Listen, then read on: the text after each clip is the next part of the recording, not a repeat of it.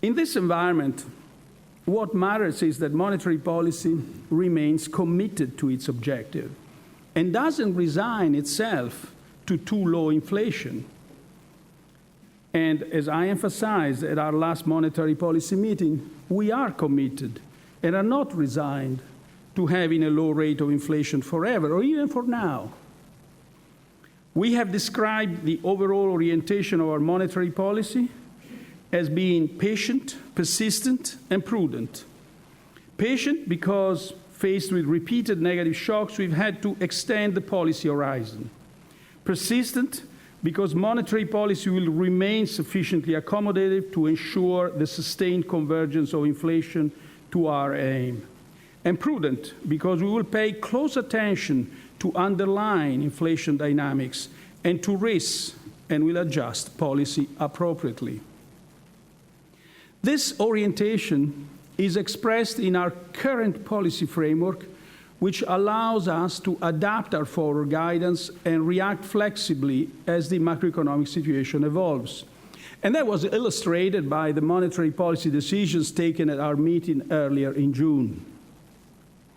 Looking forward, the risk outlook remains tilted to the downside, and indicators for the coming quarters point to lingering softness. The risks that have been prominent throughout the past year, in particular geopolitical factors, the rising threat of protectionism, vulnerabilities in emerging markets, have not dissipated. And the prolongation of risks has weighed on exports and in particular on manufacturing. In the absence of improvement, such that the sustained return of inflation to our aim is threatened, additional stimulus will be required. In our recent deliberations, the members of the Governing Council expressed their conviction in pursuing our aim of inflation close to 2% in a symmetric fashion, just as our policy framework has evolved in the past to counter new challenges, so it can again. In the coming weeks, the Governing Council will deliberate how our instruments can be adapted commensurate to the severity of the risk to price stability. We remain able to enhance our forward guidance by adjusting its bias and its conditionality to account for variations in the adjustment path of inflation. And by the way, this applies to all instruments of our monetary policy stance.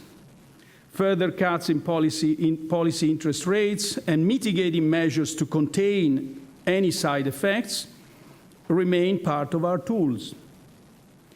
And the APP still has considerable headroom. Moreover, the treaty requires that our actions are both necessary and proportionate to fulfill our mandate and achieve our objective, which implies that the limits we establish on our tools are specific to the contingencies we face.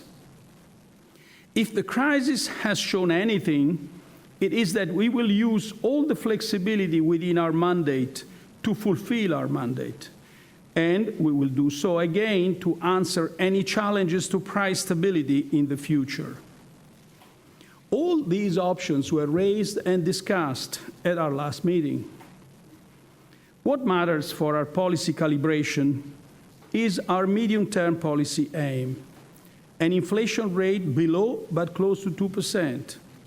That aim is symmetric, which means that if we are to deliver that value of inflation in the medium term, inflation has to be above that level at some time in the future.